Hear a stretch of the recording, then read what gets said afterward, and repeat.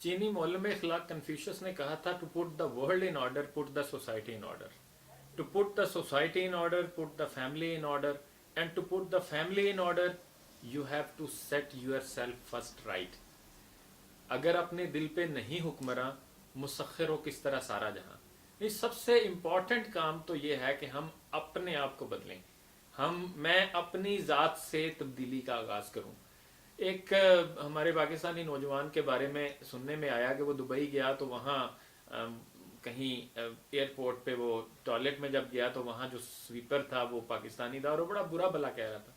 तो इसने उसको बड़ी खूबसूरत बात की। उसने कहा, यार तुम पाकिस्तान को बुरा भला कह रहे हो, पाकिस्तान कौन है?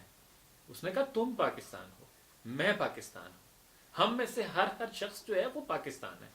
मैं अगर सच बोलता हूँ तो इसका मतलब है कि पाकिस्तान अच्छा है, मैं अगर अच्छा हूँ तो पाकिस्तान ठीक है, और अगर मैं बुरा हूं तो फिर हम कैसे समझ सकते हैं, हम कौन कहेगा कि जी पाकिस्तान अच्छा मुल्क है।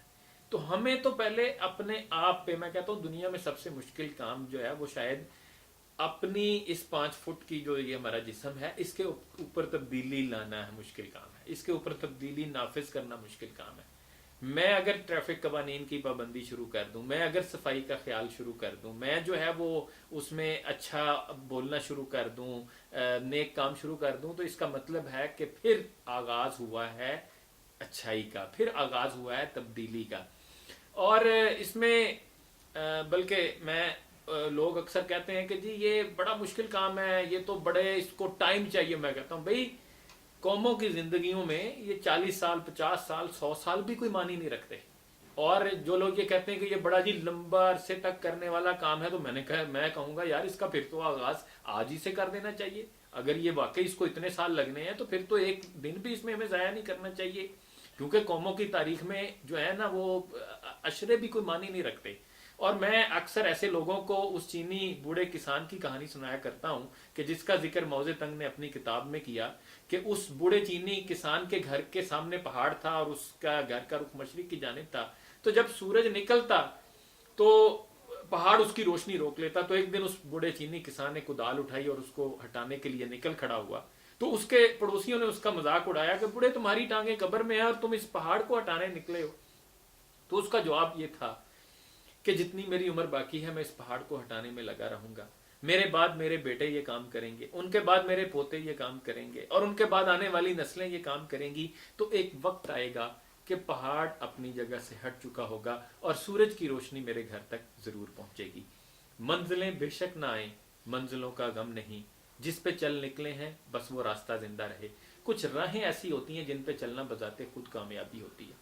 तो मैं ये कहूंगा कि कौम को जगाने, कौम को उठाने, कौम को शऊर देने का काम भी इतना अजीम है और इतना जबरदस्त है कि इसके बारे में बल्कि इकबाल तो यहां तक कहते हैं कि अर्शियारा सुबह ईदा सायते चूं शबद बेदार चश्मे मिलते, कि अर्श वाले भी उनको, अर्श वालों के लिए वो घड़ियां ईद की सातों की तरह होती हैं जब वो मिल्लत की आंखों में बेदारी की लहर देखते हैं।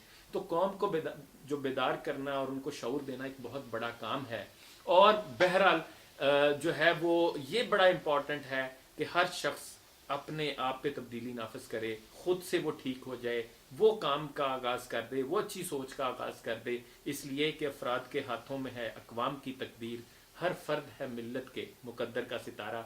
और लोग अमूमन नौजवान मुझसे पूछते हैं कि सर ये तब्दीली कैसे आएगी, ये सारा निज़ाम कैसे बदलेगा। तो मैं अक्सर इसका जवाब भी उन्हें फ़िक्र इकबाल से लेके दिया करता हूँ कि इकबाल जो है वो, मैंने उनसे जो सीखा वो ये है कि वो कहते हैं खुदा के साथ मेरा मुकालमा हुआ, गुफ्तन जहाने माया बतूमी साजत। खुदा ने पूछा मेरा जहान पसंद आया, गुफ्तम के नमी साजत। मैंने कहा मुझे पसंद नहीं आया, ये बड़ी बेरोजगारी है, यहाँ करप्शन है, यहाँ करबा परवरी है, यहाँ लोड शेडिंग है, तो मुझे तेरा जहान पसंद नहीं आया। तो आगे से खुदा ने क्या कहा, गुफ्तन के बरहम जा उठ, फिर धर्म बरम कर दे, फिर इनकलाब लेके आ, फिर कोशिश कर, फिर तब्दीली ला, फिर जो है वो हाथ पे हाथ धर के ना बैठ, तमाशा देखने वालों में ना रह, आगे बढ़ के कोशिश करने वालों में शामिल हो जा।